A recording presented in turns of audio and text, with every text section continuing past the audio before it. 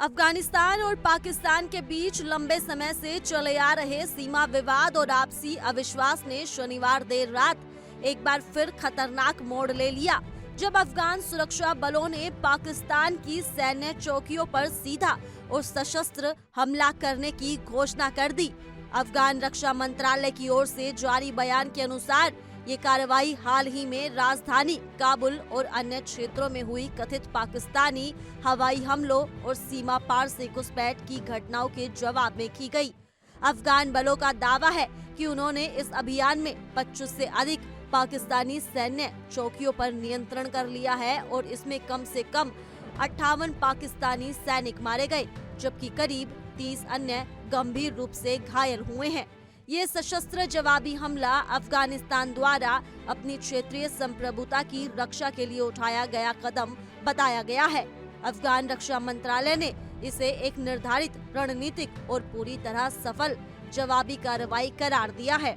मंत्रालय ने ये भी स्पष्ट किया कि अगर पाकिस्तान ने भविष्य में फिर से अफगान सीमा या हवाई क्षेत्र का उल्लंघन किया तो उसे और भी सख्त और करारा जवाब मिलेगा।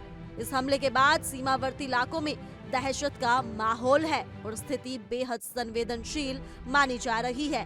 पाकिस्तान की ओर से भी कड़ा जवाब आया है।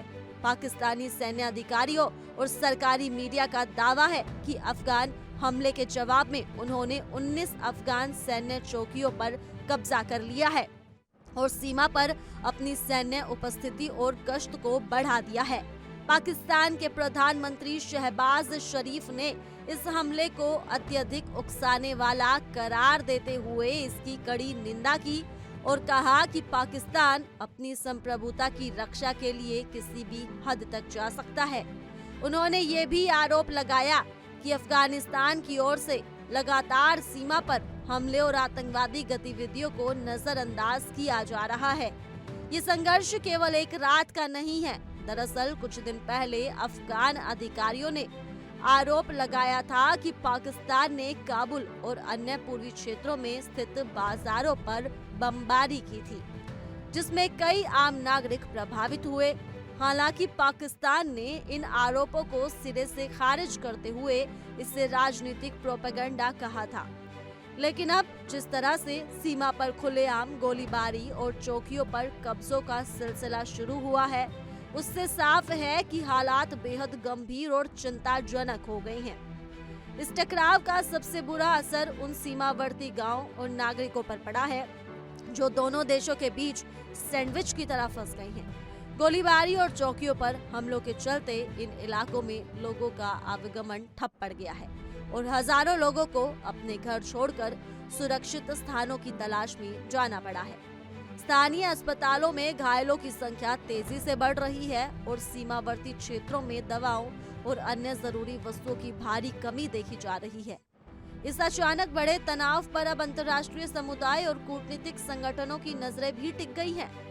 कई वैश्विक संस्थाएं जैसे कि संयुक्त राष्ट्र, यूरोपीय संघ और अमेरिका दोनों देशों से संयम बरतने की अपील कर चुके हैं, लेकिन जमीनी हालात इसके बिल्कुल उलट दिख रही हैं।